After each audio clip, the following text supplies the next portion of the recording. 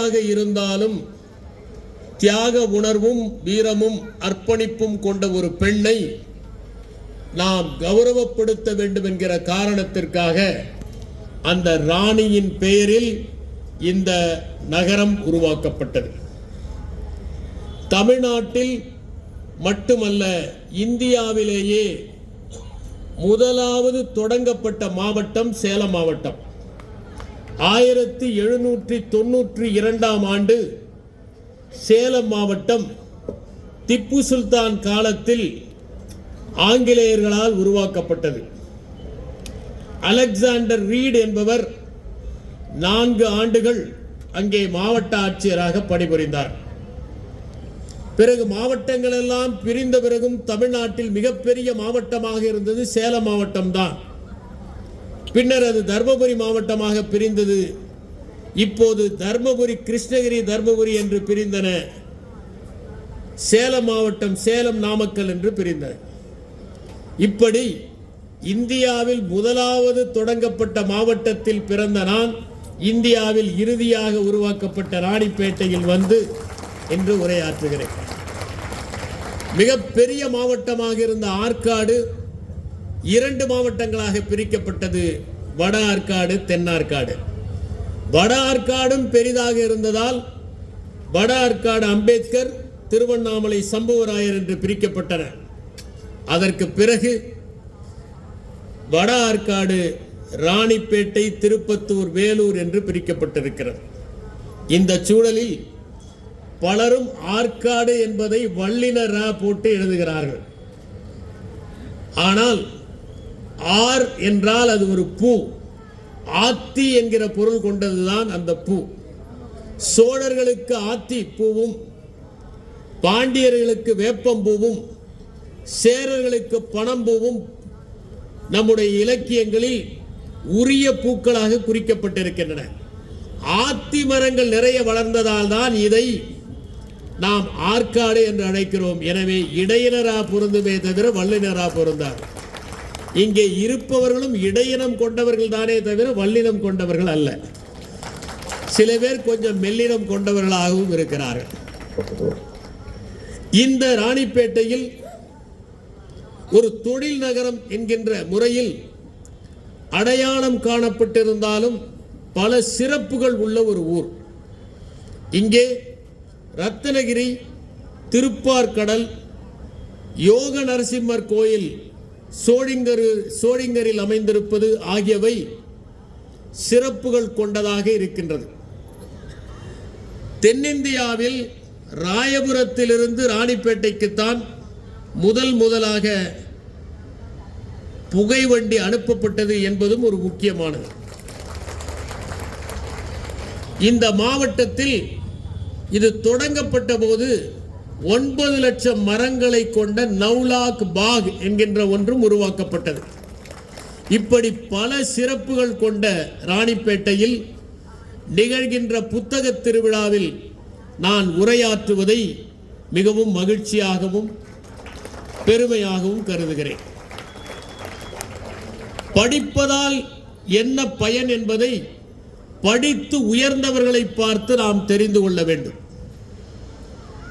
பாபா சாஹேப் அம்பேத்கர் அவர்கள் ஒரு நாளைக்கு 18 மணி நேரம் படிப்பார் என்பதை புத்தகங்களில் வாசிக்கிற போது நாம் வியந்து போகின்றோம். இரவு முழுவதும் விழித்து எழுதுகிற பழக்கம் அவருக்கு இருந்தது. அவரிடம் கேட்டார்கள், ஒரு புத்தகத்தை படிக்கிற போது உங்களுக்கு அயற்சி ஏற்படுவதில்லையா? அயற்சி ஏற்படும். அப்போது என்ன செய்கிறீர்கள்? அந்த புத்தகத்தை வைத்துவிட்டு வேறொரு புத்தகத்தை படிப்பேன் என்று சொன்னார். ஒரு படிப்பிலிருந்து இன்னொரு படிப்பிற்கு மாறுவதுதான் இளைப்பாறுதலாக அவருக்கு இருந்தது. விடிய விடிய எழுதுவார். வலது கை வலித்தால் இடது கையில் எழுதுவார். மகாத்மா காந்தியும் அப்படித்தான். அவர் தென்னாப்பிரிக்காவில் இருந்து இங்கிலாந்திற்கு கப்பலிலே பயணம் செய்கிற போது எழுதி கொண்டே சென்றார். வலது கை வலித்தால் இடது கையில் எழுதுவார். இப்படி படிப்பதை தன்னுடைய வாழ்நாள் மூச்சாக வைத்து பல்வேறு புத்தகங்களை வைத்திருந்த அம்பேத்கர் அவர்களுடைய நூலகத்தில் 69,000 புத்தகங்கள் இருந்தன.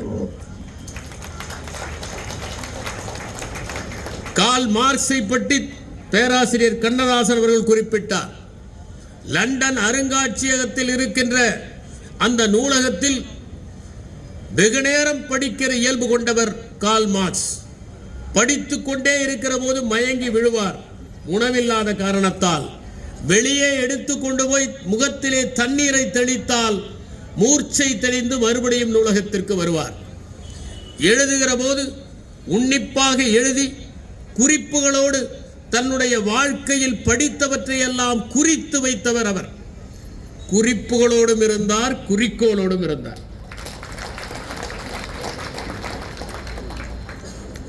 தன்னுடைய வாழ்க்கையில் மாணவர் பருவத்திலேயே கிளர்ச்சி செய்த காரணத்தால் கொக்கோன்ஸ்கினோ என்கிற இடத்திலே வீட்டு சிறையில் வைக்கப்படுகிறார் லெனின். அவர் பின்னால் கூறுகிற போது சொன்னார், அந்த ஓராண்டு நான் வீட்டு சிறையில் இருந்த போதுதான் அதிகம் படித்தேன், படித்து முடித்தேன், கரைத்து குடித்தேன் என்று. அப்படி படித்தவர் லெனின். சரித்திரத்தை மட்டுமல்ல, பொருளாதாரத்தை மட்டுமல்ல, அறிவியலையும் படித்த அழகான புத்தகங்களை எழுதி மனிதன் மாறுவதற்கு மனித குரங்கிலிருந்து உழைப்பு எப்படி ஒத்தாசை புரிந்தது என்கின்ற நூலை எல்லாம் எழுதியவர் ஏங்கல்ஸ். அவர் படித்துக் கொண்டே இருந்தார். தியோடர் ரூஸ்வெல்ட் அமெரிக்காவுடைய 26வது ஜனாதிபதியாக பணியேற்றவர். அவர் ஒரு நாளைக்கு 2-3 புத்தகங்கள் படிப்பார்.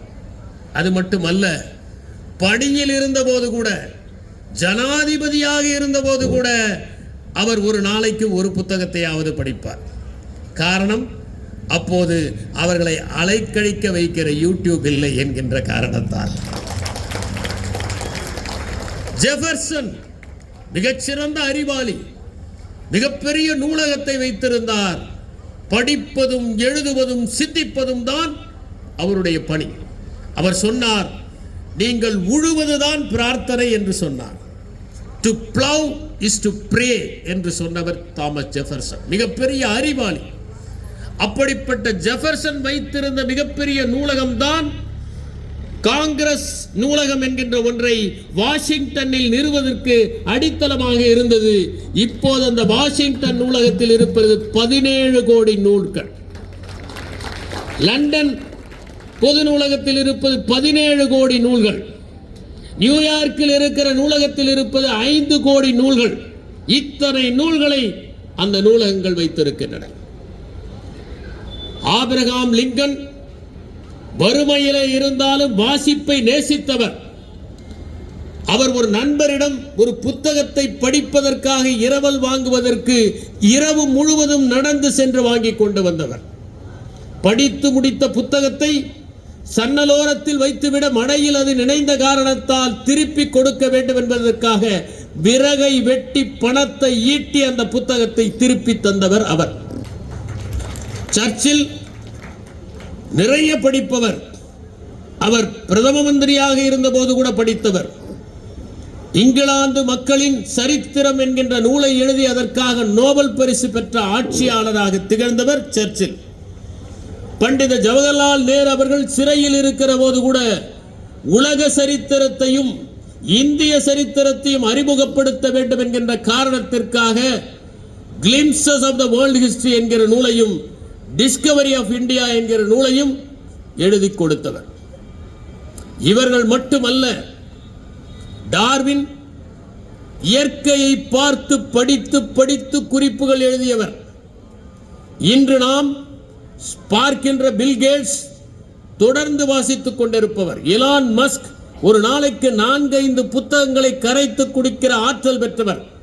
தமிழ்நாட்டை பொறுத்தவரை பேரறிஞர் அண்ணா நூலகத்திற்கு சென்று அந்த நூலகத்திலேயே கூடு கட்டியவர், அங்கேயே கரைந்து போனவர். இரவு முழுவதும் விடித்து விடித்து பக்க எண்களை போட்டுக்கொண்டு தாள்களில் எழுதி எழுதி குவித்து இறுதியில் எழுதுகிறார், காகமும் கரைகிறது, கைகளும் வலிக்கிறது என்று. இப்படி இவர்களெல்லாம் படித்ததால் உயர்ந்தவர்கள், படித்ததால் அவர்கள் வாழ்க்கையிலே மேம்பாடு அடைந்தார்கள். கார்ல் மார்க்ஸை பற்றி பேராசிரியர் கண்ணதாசன் அவர்கள் குறிப்பிட்டார். கார்ல் மார்க்ஸை பொறுத்தவரை அவருடைய வாழ்க்கையில் படிப்பு எத்தகைய முக்கிய இடத்தை பெற்றது என்பதை நாம் பார்க்க வேண்டும். அவர் தன்னுடைய எழுத்தாலும் தன்னுடைய சிந்தனையாலும் பத்திரிகை பணியாலும் புத்தகம் எழுதுகின்ற தன்மையாலும் தொடர்ந்து இயங்கிக் கொண்டே இருந்தவர், தொடர்ந்து சிந்தித்துக் கொண்டே இருந்தவர் என்பதால் தான் அவர் இறந்த போது ஏங்கல் சொன்னார், கார்ல் மார்க்ஸ் சிந்திப்பதை நிறுத்திவிட்டார். இறந்து போகவில்லை, சிந்திப்பதை நிறுத்திவிட்டார்.